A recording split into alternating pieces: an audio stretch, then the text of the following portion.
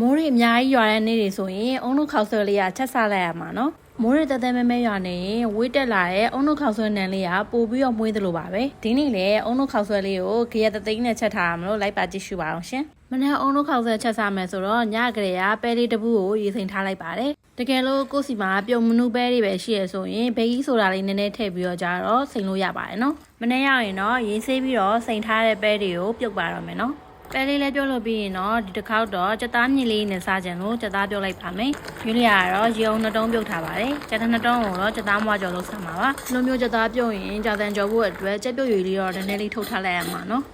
ပြီးရင်တော့ချက်ဖို့အတွက်စပြီးတော့ပြင်ဆင်ပါမယ်ကိုကြိုက်တဲ့ကားလေးကြည့်ပြီးတော့ကြတော့ပြင်ဆင်တာပေါ့နော်အိမ်မှာကြက်သွန်ကြီးအလုံးသေးလေးမရှိလို့ပေါ့နော်ယူလီယာလေးတစ်ခေါက်မှာကြက်သွန်ကြီးအလုံးသေးလေးမထည့်ဘဲနဲ့အကြီးကိုပဲများများထည့်ပြီးတော့တုံးထားပါတယ်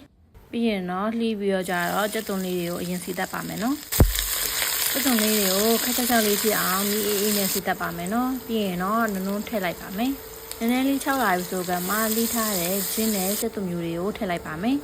ဒီရတော့ကြက်သွန်မျိုးလေးတွေကိုတပြားရိုက်ပြီးတော့ကြတော့ခက်သေးသေးလှီးပြီးတော့ထည့်ထားတာပါကဲအခုဆိုရင်ကျမရဲ့ခရက်လေးလာပါပြီပေါ့နော်အိမ်မှာသုံးနေကြကျမအယောင်တင်ကုန်သွားလို့ထိုင်းဆိုင်ကနေပြီးတော့ကြတော့အယောင်တင်မဝယ်လာတာပေါ့နော်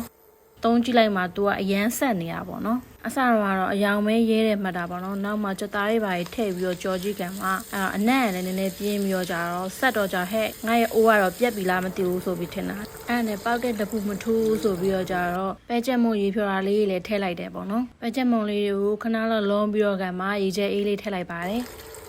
အဲ့ဒီအချိန်ကြီးရင်တစ်ထိတ်ထိတ်နဲ့ပေါ့နော်ဟိုဟင်းဟိုမီးကြီးရောကြလဲနည်းနည်းဆက်နေရောကြပါတော့မုန်းငါပဲချက်ရမလားဆိုပြီးတော့တွေးမိတာဒါပေမဲ့အိမ်မှာလည်းမုန်းငါဘက်ကဝယ်ထားတာမရှိဘူးဖြစ်နေနဲ့မထူးပါဘူးလေးဆိုပြီးတော့ဆက်ချက်တာပေါ့နော်အဲ့နဲ့ယူလီယာကပြုတ်ထားတဲ့ကြက်ဥလေးပါထည့်လိုက်တယ်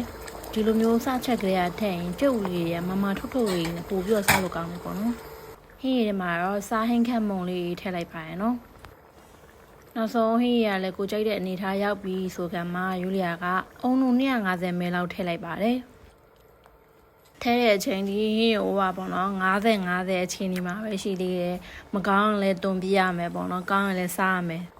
တော်သေးတာအုံတို့ကလေအဆက်ကိုတော်တော်ထိန်းသွားလို့ပေါ့နော်အဲ့တော့အချိန်ကြာမှာဟင်းရည်ပေါ့နော်နည်းနည်းပဲရှိန်းတော့တဲ့အချိန်လေးကိုရောက်သွားတာပေါ့နော်ထိုင်းရောက်တင်မောကလေသူဆက်ပင်မဲ့အရာတော့ရှယ်လှရယ်နော်နောက်ဆုံးမှတော့ရင်တထိတ်ထိတ်နဲ့အုံတို့ခောက်ဆွဲလေးရတော့အောင်မြင်သွားတာပေါ့နော်ဂျာတိပြင်းလို့အုံတို့ခောက်ဆွဲတွေမခံပါဆိုရင်အုံတို့ကိုနောက်ဆုံးအချိန်ဒီမှာထည့်ရင်ပိုကောင်းပါတယ်အဲ့လိုဆိုရင်ဂျာအိတ်ခတ်ပါတယ်ယူလီယာကတော့အုံတို့မထည့်ခင်အချိန်ဒီမှာဟင်းကိုတဝက်ခွဲထားလိုက်ပါတယ်ကြားစားဖို့အတွက်ပဲပေါ့နော်မနေ့ကကြမှာ channel ဟင်းကိုထပ်ပြီးတော့ကြာအုံတို့နဲ့ထက်ချက်ပဲဆိုပြီးတော့လုပ်တာပါရာသီဥတုပြင်းရင်အုံတို့ခောက်ဆွဲကိုရှောင်ကြရများတော့ဒီလိုမျိုးမိုးများတဲ့အချိန်မှာအုံတို့ခောက်ဆွဲလေးချက်စားကြည့်ကြပါအောင်နော်